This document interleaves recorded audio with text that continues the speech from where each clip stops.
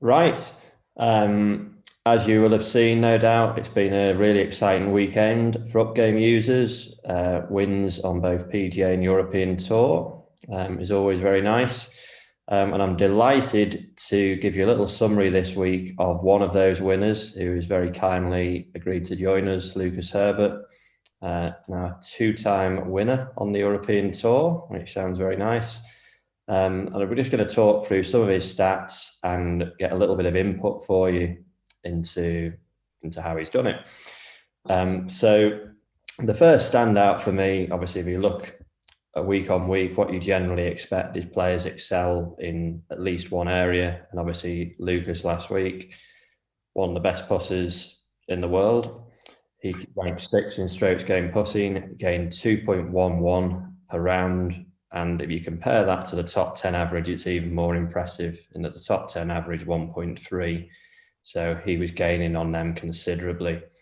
Also made gains off the tee, the approach, and then the short game, whilst wasn't quite up to the top 10 average, he pulled a couple of bunker shots out the bag when he needed them on those final few holes on Sunday. First thing I want to touch on, I think it's a very important point for us as golfers, is how you can manage your game on days when maybe it isn't going to plan. You haven't quite got your A game. And if we look at the round by round view of Lucas here, you can see off the tee, really, really strong rounds 1, 2, and 3. Same, similar in approach. But then the final round struggled a little bit more in those areas, yet was still able to get it round, just one bogey in the final round, and obviously ultimately won the tournament. So just to, if you want to chime in here, mate, how did you go about managing that the final day? Yeah, it was tricky. Obviously, that last day hit that wild tee shot on 5, which was an unplayable, and then a bad one on 7 as well, both to the right. So that kind of got my bias thinking I probably needed to cover the ball a little better. And then I think 2 tee shots left went, okay, maybe that's not the fix. So then you had two left misses and 2 right misses, which is pretty much exactly what you don't want to have going into the back 9 on Sunday when you've got the lead. So, yeah, I just tried to feel like I went through a bunch of different, old lessons in my head with Dom, my coach, and think back to what he'd sort of spoken about in the past, and maybe think about times where I'd been hitting these shots in the past and then what we'd done to fix it. And then I felt like on the 12th tee, I found a nice swing thought. Turned out to sort of be just to slow everything down a little bit. I think when the pressure's on and the adrenaline's running, you can tend to just try and hit it a little too hard when you are struggling. So I just try to slow it all down, not a guided swing or not trying to steer it in the fairway at all, just a nice rhythmic swing, and swing out freely through the ball, and that got one on line. And I felt like once I did that, we were going to be fine for the rest of the round. So yeah, I think a combination mentally of really committing thoroughly to the target once I picked one, and then also the technical side of things, just going back through a lot of different lessons and whatnot that I've had to try and cover that those couple of poor swings I made. Yeah, I think that's gold. In a lot of players, they don't understand the golf swing and what causes a shot, whereas you, obviously doing some great work with Dom, have got to that stage where you're getting a real understanding of what causes the shots and then ultimately how to fix it. Something. Yeah, I mean, just to add on that as well, boys, I feel like I'm almost pushing Dom away more often than I'm calling him over to help me, because I want to feel like sometimes that I do go and figure things out a little bit for myself, so that then you get into a situation like that and you feel like you can call on a lot of experiences to shots you've hit previously, rather than you've always got your coach standing there behind you, or you're always leaning on your coach whenever you hit a bad shot. Sometimes you just don't have that mental kind of bank of shots to call upon when you do hit a couple left or right. Brilliant. Absolutely love that. Obviously, final day, we got it done with the short game and particularly the putting, gained 4 on the greens in the final round. And we'll look at that round bottom right here. First of all, inside 10 foot, 100%, 3 out of 3, 5 to 10 foot real momentum keeper putts. And then what was extraordinary last week was that 15 to 25 foot range. So the final round alone, you had 4 putts from that range, hold all 4. And then if we look at the putting as a whole for the week, 5 to 10 foot, 65% hold there. To give you some context on that at home, the PGA Tour average this year is 56% from 5 to 10 foot, and first on tour is 67% at the moment. So really, really strong in that area. But one area that is beyond world class last week was 15 to 25 foot, 11 putts, hold 7 of them, 63%. Or 64, we'll round it up for them and be generous. Tour numbers from that, 15.8% is tour average from that range. And first on the PGA Tour is 26%. So to say we exceeded expectations in that range would be an understatement. But what I've put below is a graphic on one of the things we measure in the Upgame app is that hole and safe zone pass percentage. So we know once we go outside 10 foot, your odds of holding the putt drop off significantly. The data tells us that.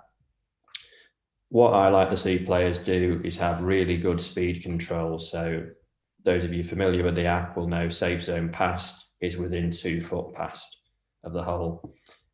If you're consistently hitting putts at good speed from that range, you're tilting the odds back in your favour that some of those are going to drop. And if we look at your data here, Lucas, 10 to 25 foot, 17 putts for the week. Only one of those was outside that safe zone past, and I think that was a couple of inches short of the hole. So we can forgive that one.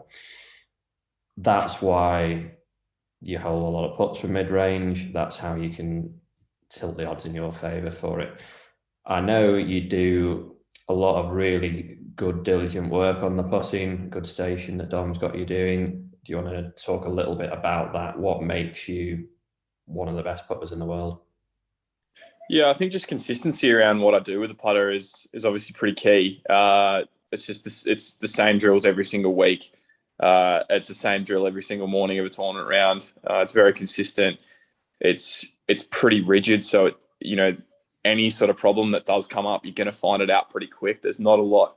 You can't cheat with the drills that I'm doing. You've got to putt well. You've got to do your technique stuff well to be able to sort of get past those stations. So just the consistency around that. And then, 2 things last week. With the speed control, I felt like I did a lot of work on the putting greens, early in the week, and then even Saturday afternoon, Sunday morning. Imagine drinking 4 coffees and then trying to hit putts from 20 feet and get the speed right. It's just a different feeling from what you're going to be like the rest of the week. And Sunday, I felt like my speed was just so bang on all day. Obviously, I hold a lot of putts, but also I hit a putt from the front edge of 9 that would have been 80 or 90 feet, and I knocked it up there to 4 feet. And there's just a lot of putts all day that that missed, that were still bang on that perfect speed. And with the adrenaline running through, I was so proud of doing that. I think as well, it's almost like at 8 to 10 feet is almost like a crossover point where inside 8 feet, the line's the most important thing, but outside 10 feet, it's probably speed that's the most important thing.